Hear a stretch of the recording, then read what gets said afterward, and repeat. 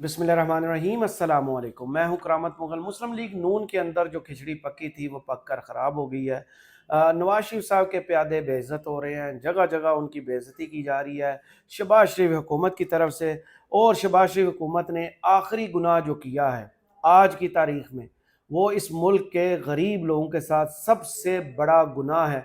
वो है सेहत सहूलत कार्ड, जिसका 15 मार्च का एक नोटिफिकेशन आज सबके सामने आया और उसमें क्या हदायत दी गई हैं उस हवाले से इस वीडियो में बात करेंगे। इसके अलावा मुस्लिम लीग नून के अंदर से डार साहब की मुखालफत इतनी ज़्यादा क्यों उरूज पर पहुंच गई और मोहसिन नकवी साहब ने इस्टेब्लिशमेंट से नया मत्था नई जिद क्या लगा लिया, इस वीडियो में उस हवाले से बात करेंगे।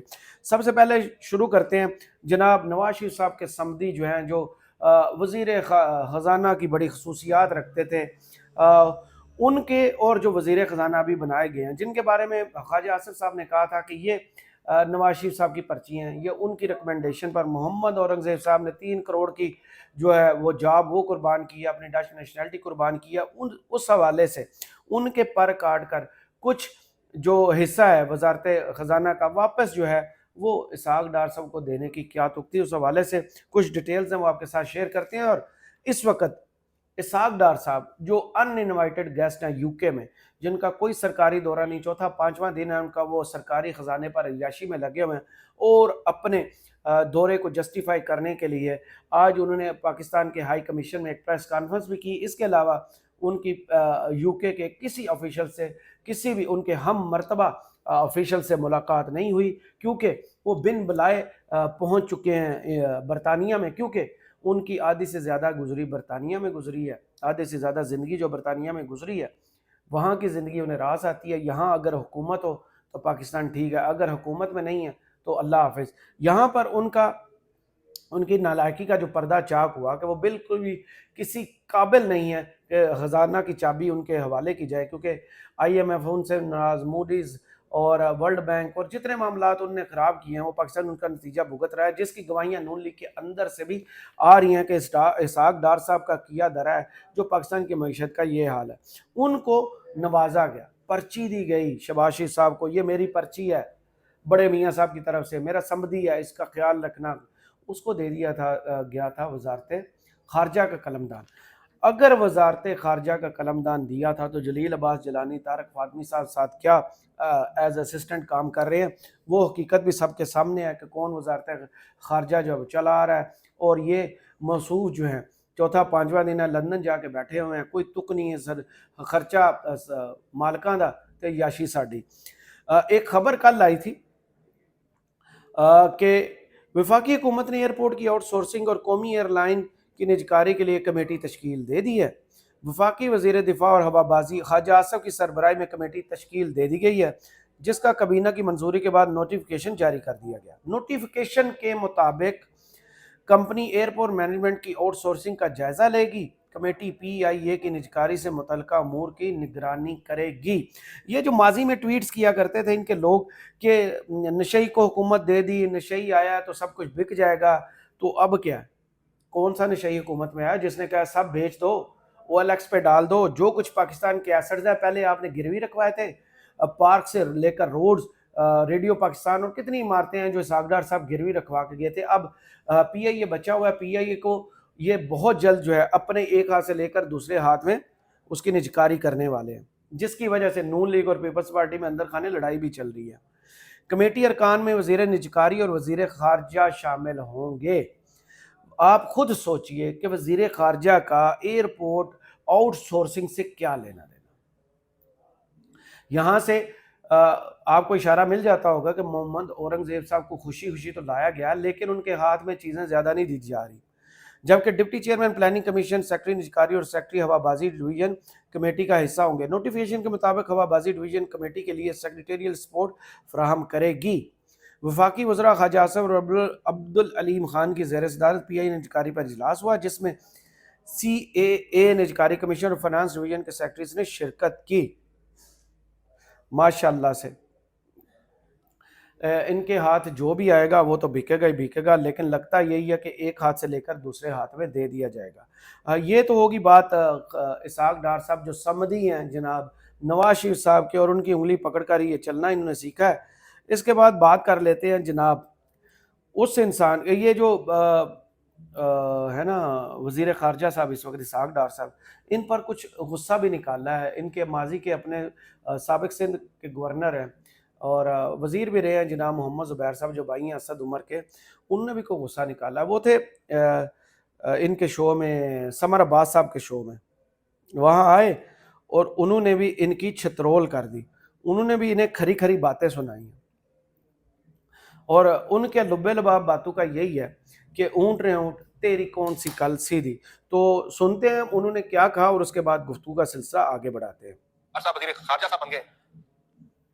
اچھا دو اس میں مسئلے جو میرے لیے، جس میں میں سمجھتا ہوں کہ وہ چوائس بہت ہی غلط ہے، اور اس کی امپورٹنس چاہے آپ زبانی جتنی بھی اسٹیٹمنٹ پرائم منسٹر دیں یا فائنانس منسٹر لیں، لیکن اس کی سیریسنس اس سے پتہ چلتی ہے کہ آپ نے کس کو لگایا ہے ایز پرائیویٹائزیشن منسٹر. علیم خان کو لگایا، بہترین آدمی ہے، سیاسی ظاہر ہے بہت قد ہے ان کا اور سب کو ایکسیپٹ بھی کرنا چاہیے، انہوں نے اپنا مقام بنایا ہے، لیکن پرائیویٹائزیشن اور بورڈ آف انویسٹمنٹ بھی ان کے پاس ہے. یہ دونوں بہت پروفیشنل ٹیکنیکل وہ چیلنجز ہیں. یہ تو نہیں ہے کہ ایک گاڑی کھڑی ہے اور آپ نے کہا کہ خریدار ہے آ کے خریدار لے لیں. آپ نے گلوبل فائنینشیل انسٹیٹیوشنز کے ساتھ ڈیل کرنا ہے، آپ نے فائنینشیل انسٹیٹیوشنز کے علاوہ آپ نے چیمبرز کے ساتھ ڈیل کرنا ہے، آپ نے نیو یارک اسٹاک ایکسچینج ہے، لندن اسٹاک ہے. آئی مین the stakeholders are all professional chartered accountants. آگے نا پروفیسر ڈار صاحب آگے نا کیبنٹ کمیٹی کا پرائیویٹائزیشن میں آگے نا ڈار صاحب چیئرمین اس کے. اچھا وہ ایک الگ ہے جو آپ نے پوائنٹ آؤٹ کیا کہ وہ وزیر خارجہ کو اس سے کوئی تعلق ہی نہیں ہے. I mean اس کا مطلب یہ کتنی بری کھچڑی بنے گی. اور جو مفتاح اسماعیل کو کنسرن تھا کہ اس کی جاب جب وہ فائنانس منسٹر تھے تو ڈار صاحب انڈرمائن کرتے تھے. انڈرمائن ایسے نہیں کرتے تھے کہ جی وہ زبردستی کو خراب کرتے تھے، لیکن وہ لوگوں نے لکھنا شروع کر دیتے تھے، فیصلے وہاں سے لندن سے کھلواتے تھے کہ اتنی بجلی نہ بڑھائیں گے، اتنی پیٹرول نہ بڑھائیں سو آن. تو وہ اگر پھر وہی اورنگزیب صاحب کو تو ابھی تجربہ بھی نہیں ہے. مفتاح اسماعیل تو سیاسی آدمی تھے اور ان کو پتا تھا، بیوروکریسی سے کام کر چکے تھے. اب اورنگزیب کے لیے اگر اس قسم کا ماحول کریٹ کیا جائے گا تو وہ ان کے لیے مشکل ہو جائے گا. آپ کہہ رہے ہیں کہ ان کو جو ہے ٹف ٹائم دینے کے لیے ڈار صاحب کو یہاں لایا گیا. نہیں دیکھنا، یہ تو پرائم منسٹر کو سمجھنا چاہیے کہ کسی کو فری ہینڈ دینا ضروری ہے. ایک تو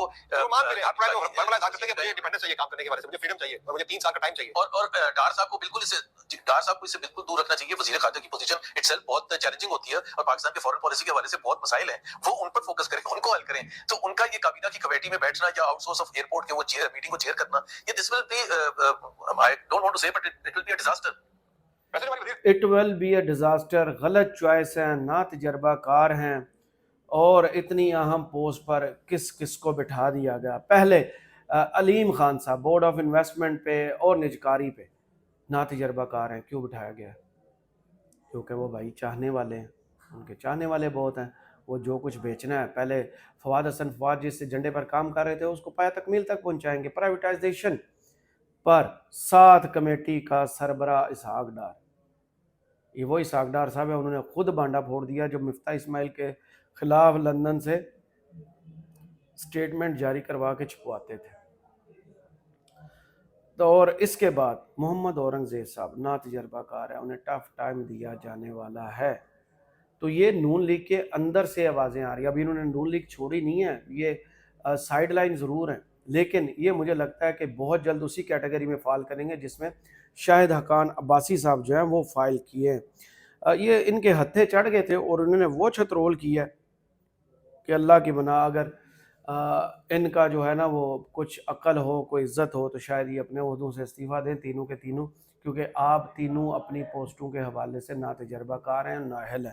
یہ مسلم لیگ نون کے زبیر صاحب آپ کو سمجھا رہے تھے. اس کے بعد جناب اس قابل فخر ہیرے کی بات کرتے ہیں جس کو پہلے پنجاب کا نگران وزیر اعلیٰ بنایا گیا، پھر چیئرمین پی سی بی بنایا گیا، وزیر داخلہ بنا دیا گیا، اور کچھ دنوں میں وہ سینیٹر بننے والے ہیں. جناب ماں بدولت نے ضد کر دیا کہ اگر میری یہ خواہش پوری نہیں ہوگی، اگر آپ میری یہ بات نہیں مانیں گے، 9 من تیل نہیں دیں گے تو رادہ آپ کو ناچ کے نہیں دکھائے گی. ان کے پاس وہ گدڑ سنگھی ہے، یہ ہر جگہ فٹ بھی ہو رہے ہیں. اور ان کے بارے میں ایک مزاحیہ ٹویٹ بہت دن پہلے آیا تھا کہ شاید آنے والے دنوں میں کرنسی نوٹس پر بھی محسن نقوی کی تصویر ہو. اور کچھ جو سیاست کو سمجھنے والے شہر اقتدار میں پہنچے ہوئے لوگ ہیں وہ کہتے ہیں کہ ہو سکتا ہے مستقبل قریب میں یہ وزارت عظمیٰ کی دوڑ میں بھی شامل ہو جائیں. ان کے بارے میں ایک ایکسکلوزیو سٹوری کی ہے، وہ ہمارے دوست ہیں جیو نیوز میں جناب آصف بشیر چودھری صاحب، انہوں نے بھی کل سٹوری کی ہے. اور اس کے بعد نجم سیٹھی صاحب نے اپنے شو میں رہی صحیح جو ان کی عزت ہے نا وہ بھی رول کے رکھ دی ہے. الفاظ وہ ان کا طریقہ کار وہی ہے، نرم الفاظ میں سخت بات. سوال اینکر نے کیا اور جواب جو انہوں نے دیا نا بڑا مزے کا ہے. یہ کلپ ہے تھوڑا سا لمبا، 3 منٹ کا کلپ ہے، آپ سنیے اور انجوائے کیجیے اسے. محسن نقوی صاحب کے بارے میں کہا جا رہا ہے کہ وہ اپنی مرضی کی ٹیم انٹیریئر میں لے جانا چاہتے ہیں، کیا ان خبروں میں صداقت ہے؟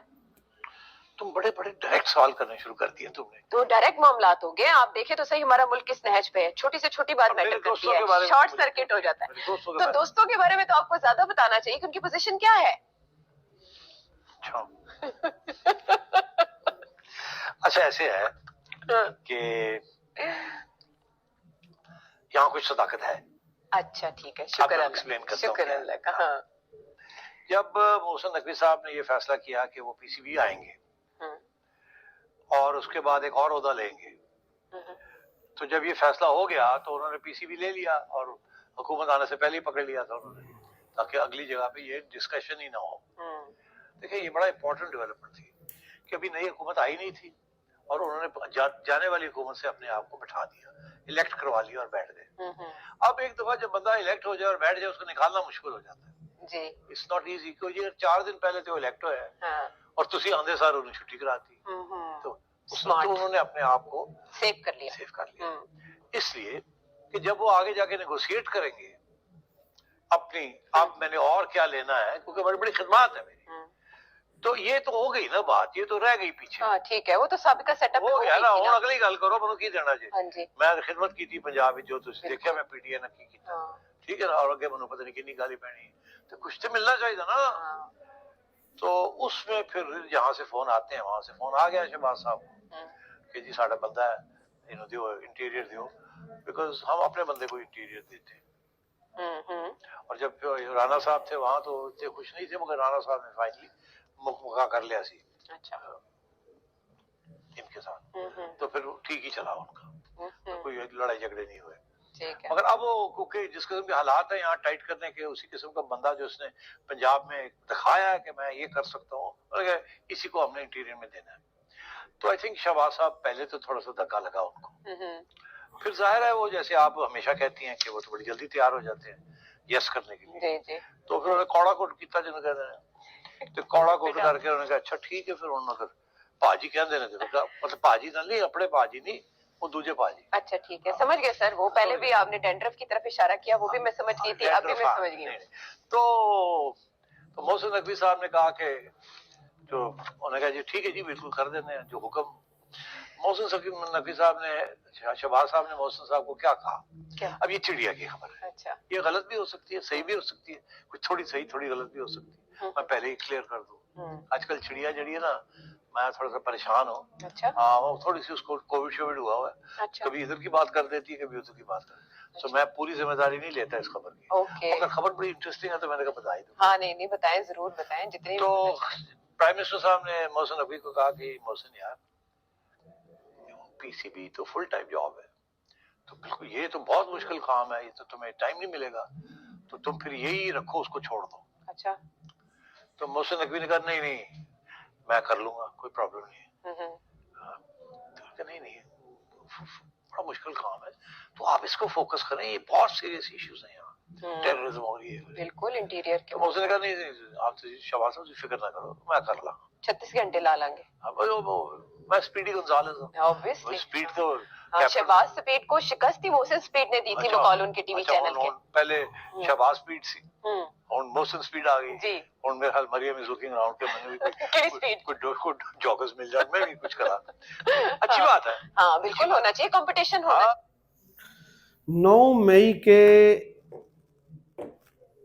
اور پی ٹی آئی کو اتنا برا سلوک کرنے کے عوض وزارت داخلہ دی گئی ہے. بقول نجم سیٹھی صاحب کے محسن نقوی صاحب کو پی ٹی آئی کو جو ہے وہ ٹف ٹائم دینے کے ساتھ ان کے ساتھ جو انہوں نے سلوک کیا ہے اس کے عوض انہیں وزارت دی گئی ہے. اور اس کے ساتھ ساتھ زبردستی جو ہے وہ شہباز شریف صاحب سے وزارت لے کر انہوں نے کہا ہمارے بندے کو دے. انہوں نے اس میں حوالہ بھی دیا ویڈیو میں، اس میں مزید کیا تبصرہ کرنا، ساری بات اوپن ہو گیا. اور اس کے ساتھ ساتھ نجم سیٹھی صاحب نے جاتے جاتے اپنا رنڈی رونا بھی رویا کہ ان سے کہا گیا کہ پی سی بی کا عہدہ چھوڑ دیں، انہوں نے انکار کر دیا. انہوں نے کہا میں کرنا گا. شہباز شریف صاحب پریشان نہ ہو، میں 36 گھنٹے بھی کام کرنا پڑا تو میں کر لوں گا، آپ پی سی بی کی فکر نہ کریں، میں وزارت داخلہ بھی چلاؤں گا اور سپر مین کی طرح پی سی بی بھی چلاؤں گا. क्योंकि मेरा नाम है मोहसिन स्पीड, और वो नाम दिया था शहबाज शरीफ ने खुद। फिर उन्होंने बताया कि कंपटीशन अब मरियम नवाज साहिबा ने भी अपने जो है स्पीड वाले माहौल के लिए, शायद कुछ ही दिनों में आपको सुनने का मिलेगा कि वज़ीर आला स्पीड जो है पंजाब उनके नाम के साथ भी लग गया। तो इन लोगों की असल जो हकीकत है वो तो ये है कि ये ना खुद किसी काम के हैं, मैंडेट चोरी करके आए हैं, अहकामात फॉलो कर रहे हैं और पुतलियां बनकर तमाशा आपको दिखा रहे हैं और नाच नाच कर घुंघरू तोड़ रहे हैं। इस वीडियो से फ़िलहाल इतना ही। कमेंट्स में आपने ज़रूर बताइए वीडियो आपको कैसी लगी। करामत मुगल को इजाज़त दीजिए। अल्लाह हाफिज़।